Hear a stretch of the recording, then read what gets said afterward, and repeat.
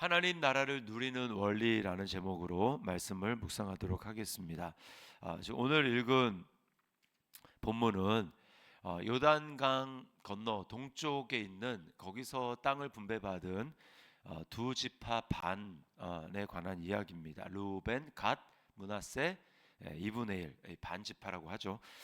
이 두 지파가 받은 땅을 구체적으로 그 경계를 잘 묘사를 하고 있습니다.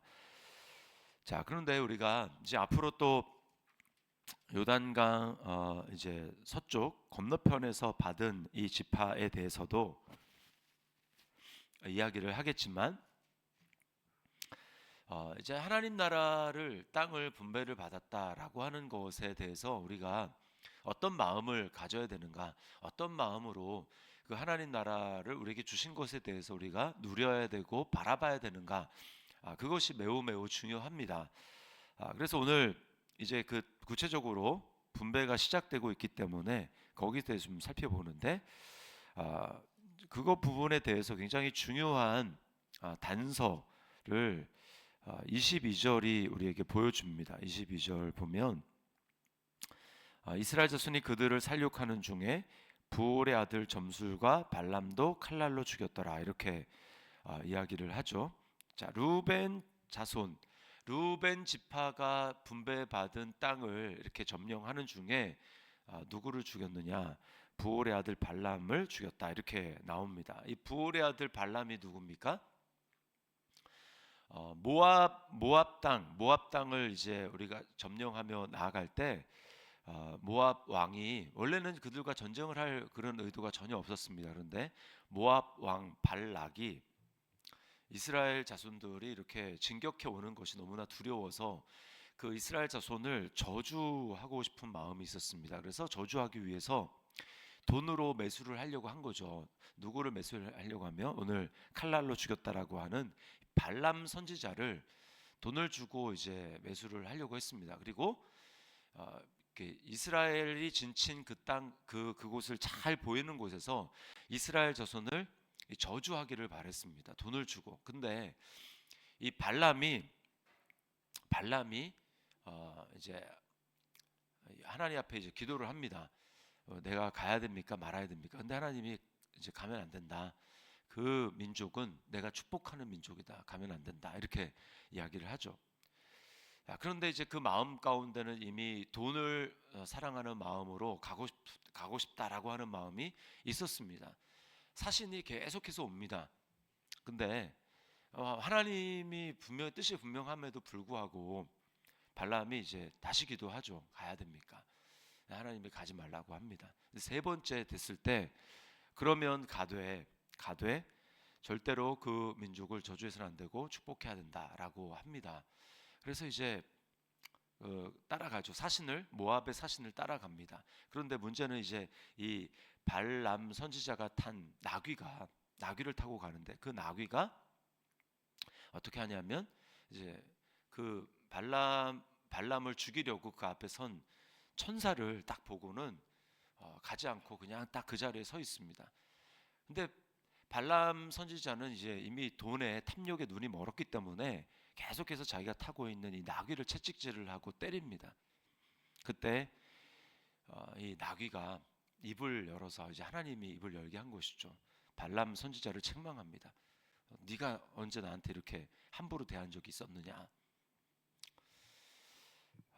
결국은 이제 천사가 경고를 하고 발람은 이제 이스라엘 진영이 있는 모압으로 갑니다. 거기서 이스라엘을 저주하기를 바랬지만 하나님은 계속해서 그 입을 주관하셔서 이스라엘을 세 번이나 저주가 아닌 축복을 합니다. 그 축복을 하죠. 그리고는 축복만 하고 돌아가는 것처럼 보입니다만 발람이 이제 꾀를 베풀어서 이제 모압 왕에게 이스라엘이 이제 우상을 제물을 먹고 우상을 섬기는 곳에 초청을 해라. 그렇게 해서 이스라엘 백성들이 넘어간 것이 이제 바알부올이라고 하는 곳입니다. 거기서 다 우상 숭배에 넘어졌어요. 저주는 하지 않았지만 이스라엘 백성들이 저주에 넘어진 것이 아니라 발람 선지자가 베푼 그 우상 숭배 그리고 거기에 음행까지 이제 가담해서 이스라엘이 그날에 2만 3천 명인가 그렇게 죽었습니다. 자, 결국은 탐욕 때문에 이제 망한 것이죠. 탐욕.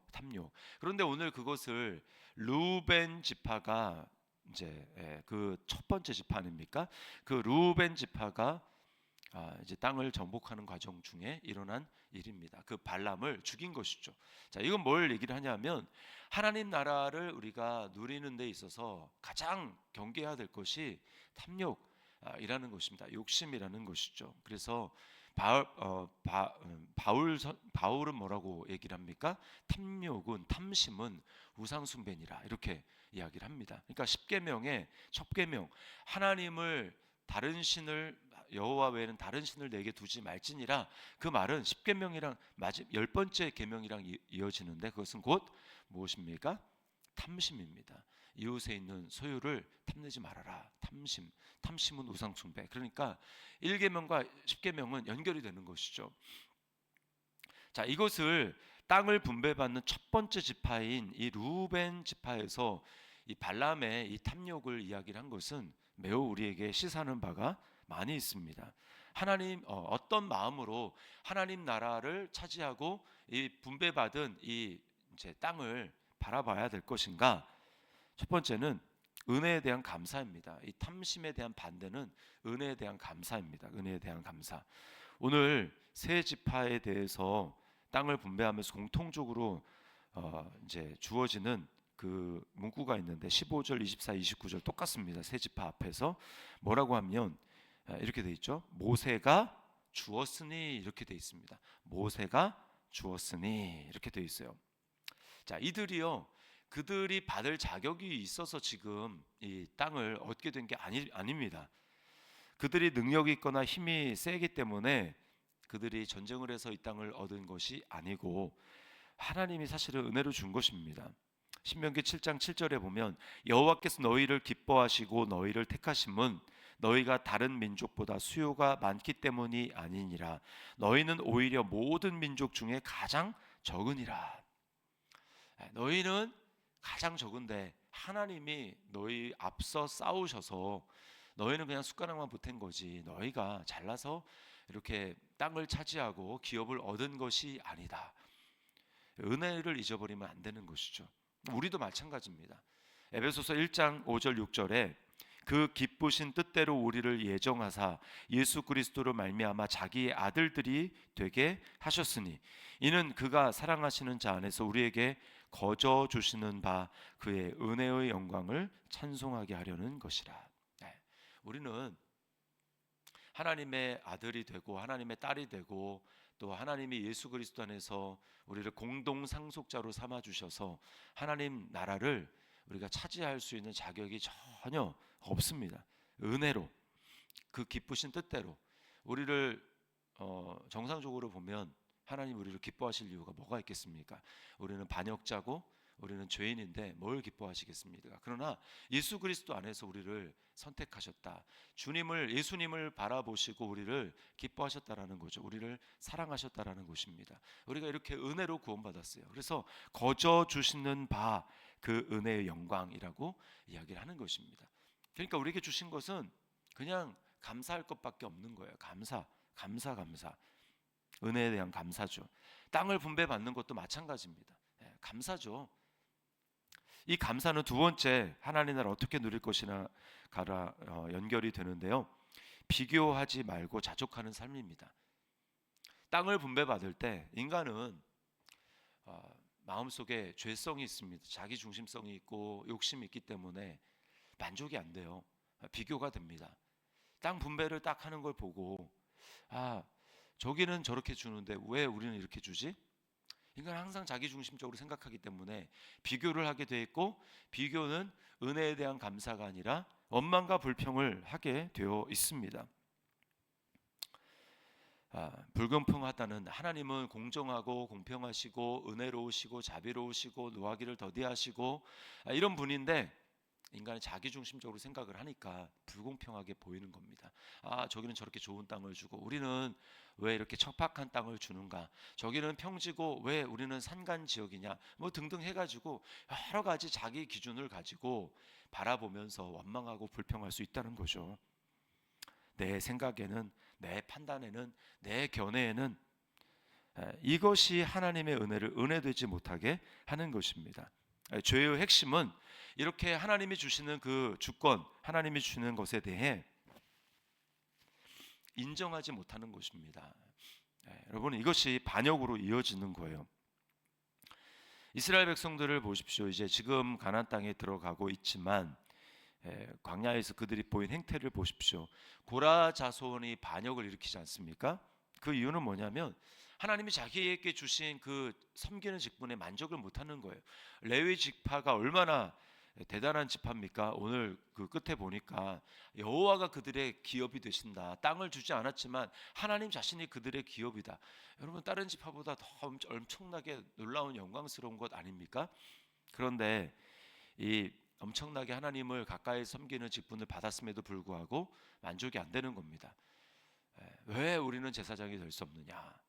왜 우리는 모세 너처럼 하나님과 가까이서 섬길 수 없느냐? 우리도 충분히 섬길 수 있다. 선을 넘어가는 것이죠. 만족이 안 되고 불평하고 원망하는 것입니다. 신약에서는 어떻습니까? 달란트 비유에서 한 달란트 받은 자가 그처럼 그랬습니다. 5달란트, 저 사람은 왜 5달란트고 저 사람은 2달란트고 왜 난 한 달란트지? 한 달란트도 엄청나게 큰 것인데 비교를 하다 보니까 원망이 나오는 겁니다. 그러면서 주인에 대한 원망으로 이어지는 것이죠. 당신은 굳은 사람이다.